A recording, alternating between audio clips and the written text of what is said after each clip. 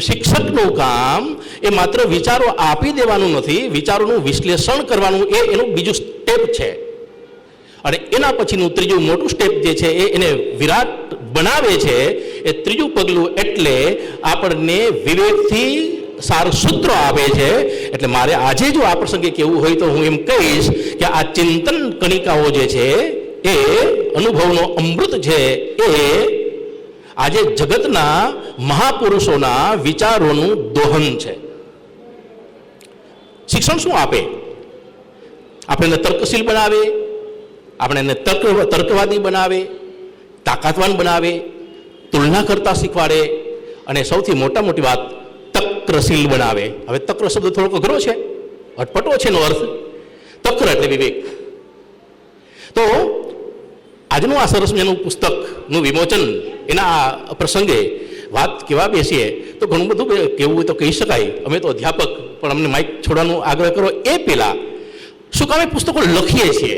એક શિક્ષકને કોઈને પ્રશ્ન પૂછો તો કોઈ લેખકને પ્રશ્ન પૂછીએ કે તમે શું કામે પુસ્તક લખો છો ભાઈ, તો એના 6 કારણો છે, 6 પ્રયોજનો છે, 6 હેતુઓ છે. એની વાત કરીને મારી વાત જે છે પૂરી કરીશ. આપણને મળેલું આયુષ્ય જે છે એની એક મર્યાદા છે, 50, 60, 70, 80. પણ હું ગયો પછી હું આ જગતને શું દઈ જાઉં છું? એટલે પ્રતિષ્ઠા, કીર્તિ, યશ, મારું નામ. અને એ એમને નથી મળતું, નથી મફતમાં મળતા, એના મૂળ ચૂકવવા પડતા. તો આ મૂળ ચૂકવવું પડે છે, આ મહેનત કરવી પડે છે ને પછી જે છે ને પુસ્તક આવે છે. તો પહેલાં પહેલું જે છે એ પ્રયોજન એ છે કે કોઈ પણ પુસ્તક જે છે એ લેખકને કે સર્જકને કે સંપાદકને કે સંકલનકારને, સમીક્ષાકારને કે સંશોધકને યશ આપે છે. કાલ સવારે જે છે પ્રેસ નોટ આવશે, કહેશે કે ભાઈ રાઠોડ સાહેબે જે છે પુસ્તક આપ્યું, તો સમાજ તમારી નોંધ લેશે, તમારા વિચારોની નોંધ લેશે, તમારા કામની નોંધ લેશે, તમારી મહેનતની નોંધ લેશે, તમારા એટીટ્યુડની પણ નોંધ લેશે. યશ પ્રાપ્તિ. બીજું શું આપે? અર્થ પ્રાપ્તિ. એમાં હું થોડોક અટકીશ. હંસાબેન અને સાહેબ જે છે બંને બે વખત મને મળવા આવેલા, કાચીપ્રત જોતો હતો ત્યારે. આ પુસ્તક એમને નથી છપાતા, એક પાનાની કિંમત બહુ મોટી હોય છે. કારણ કે અમે પુસ્તકો, મેન પારગી સાહેબે અમે જ્યારે પુસ્તકો લખતા હોઈએ છીએ ત્યારે પ્રકાશનથી માંડીને જે છે એ એક પાનાની કિંમત, કેવું પાનું, કેવું પૂઠું, એની અંદરની વિગતો, એને આધારે એની કિંમત નક્કી થતી હોય છે. એટલે પૈસા દેવા પણ પડે. અને એક સમય કદાચ જો એ નીવડી જાય તો પુસ્તક માણસને પૈસાદાર પણ બનાવે. યશ પ્રાપ્તિ. બીજો કીધું અર્થ પ્રાપ્તિ. ત્રીજી વસ્તુ શું આપે? વ્યવહારનું જ્ઞાન. કોની હારે ક્યાં ક્યારે કઈ રીતે રહેવું જોઈએ એનો જીવનનો પાઠ શીખવાડે, જીવનની કેળવણી શીખવાડે. 3 વાના મુજને મળ્યા હૈયું મસ્તક હાથ, બહુ દઈ દીધું નાથ, જા ચોથું નથી જોતું.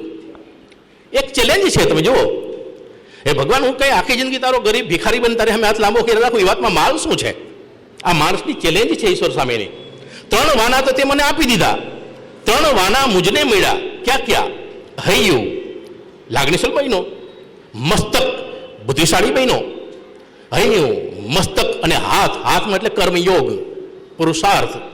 3 વાના મુજને મળ્યા હૈયું મસ્તક હાથ, બહુ દઈ દીધું નાથ, જા ચોથું નથી જોતું. તો યશ પ્રાપ્તિ, અર્થ પ્રાપ્તિ, વ્યવહારનું જ્ઞાન, ક્યારે કોની સાથે કેમ રહેવું એ શીખવાડે, એ આપે છે પુસ્તક.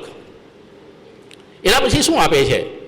યશ પ્રાપ્તિ, અર્થ પ્રાપ્તિ, વ્યવહારનું જ્ઞાન, અનિષ્ટનું નિવારણ. આપણે જિંદગીના જે પથ ઉપર ચાલ્યા જતા હોય, જે રસ્તા ઉપર ચાલ્યા જતા હોય, ત્યાં ક્યાં ખાડો છે, ક્યાં ટેકરો છે, એ આપણને બતાવે. આ માણસ જો આપણી પેલા જિંદગી જીવી ગયો ને એ ખાડાને ન ઓળખ્યો તો પડ્યો. તમારા ભાગમાં એ પડવાનું ન આવે એ શીખવાડે એ પુસ્તક. એટલા માટે જે છે આ લોકો મથામણ કરીને આપણી સામે આ જગતનું એક વિચાર દોહન આપણી સામે આપતા હોઈએ છે. તો યશ પ્રાપ્તિ, અર્થ પ્રાપ્તિ, વ્યવહાર જ્ઞાન, અનિષ્ટનું નિવારણ, કાંતા સંમિત ઉપદેશ. મિત્ર બનીને આપણો ઈગો જે છે એને જાળવીને, આપણને એમ ન લાગે કે મોટો માણસ આપણને કંઈક બોધ આપે છે, કારણ કે ત્યાં તરત જ આપણે આપણો આઈ જે છે એની સામે આવે. એટલે મિત્ર બનીને, મૃદુ બનીને આપણને ઉપદેશ આપે. આમ તો મોટે ભાગે ઉપદેશ કોઈને ગમતો હોતો નથી, પણ સાહિત્યની કોઈ પણ કૃતિમાંથી પસાર થતા હોઈએ, એક જ વાક્યમાંથી કોઈ લઈ લો, જિંદગીની બે જ મોટા મોટી કરુણતા. એક એક વાક્ય જે છે જોજો, 5000 વાક્યો આવા સાહેબે આપ્યા છે. માનવ જીવનની એ સૌથી મોટા મોટી કરુણતા, એ જેને ઝંખતો હોય એ એને મળી જાય, અને બીજું એને ન મળે એટલે આખી જિંદગી અફસોસ કરે, અને મળે એટલે હાંચવી શકે એ વાતમાં કંઈ માલ નથી. આ બે વસ્તુ છે. તો યશ પ્રાપ્તિ, અર્થ પ્રાપ્તિ, વ્યવહારનું જ્ઞાન, અનિષ્ટનું નિવારણ, કાંતા સમિત ઉપદેશ, અને છેલ્લે આનંદ, રાજીપો. આ કામ કરવીની વાત જે છે એ કોઈ થાક ન આપે. આ એક કામ કરવા માટે, આ લખવા માટે, વાંચવા માટે, પ્રકાશિત કરવા માટે ઘણું બેસવું પડતું હોય છે. એક ને એક બુક, એ પછી 50 પાનાની હોય કે 500 પાનાની હોય, પોતાએ કેટલી વખત જે છે એની અંદર એક યાત્રા ખેડવી પડતી હોય છે. કારણ કે એને જગતની સામે આપવાનું છે, સમાજની સામે આપવાનું છે, વિચારના ભાવકોને જે આપવાનું છે. ત્યારે હું મારો રાજીપો વ્યક્ત કરું છું. મને અવસર આપ્યો, અંદર થોડીક લખવા માટેની પણ વાત આપી, એ સમય આપ્યો, તક આપી, અવસર આપ્યો, અને આજના આ અનુભવનું અમૃત એ પુસ્તકના વિમોચન વેળાએ મને બોલવા માટેની જે તક આપી, એ માટે રાઠોડ સાહેબ, હંસાબેન, એનો પરિવાર, એનો હું ખૂબ ખૂબ ઋણી છું. આભાર. સૌને વંદન.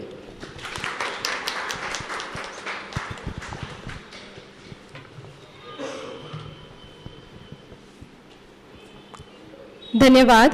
સાગઠિયા સાહેબે ખૂબ જ સરસ રીતે શિક્ષકના ચારિત્ર્યને વ્યાખ્યાનો પ્રયાસ કર્યો છે, અને સર્જકના જીવનની જે મહેનત છે તેને વર્ણવી છે. તેમણે સાચે જ કહ્યું કે પુસ્તકને લખવા માટે ના જે આપણે કહી શકીએ કે કયા કયા ગોલ હોઈ શકે, ધ્યેય હોઈ શકે, કે યશ પ્રાપ્તિ પણ હોઈ શકે, અર્થ પ્રાપ્તિ પણ હોઈ શકે, વ્યવહારુ જ્ઞાન પણ હોઈ શકે, અનિષ્ટનું નિવારણ પણ હોઈ શકે, અને પુસ્તકો આપણને મિત્ર બનીને ઉપદેશક પણ બની શકે છે. અને અંતે તો જે પુસ્તક લખનાર લેખક છે તેને આનંદ અને રાજીપો તો મળવાનો જ છે. ખરેખર ખૂબ અદ્ભુત વાત કરી છે સરે. અને હવે કાર્યક્રમને આગળ ધપાવતા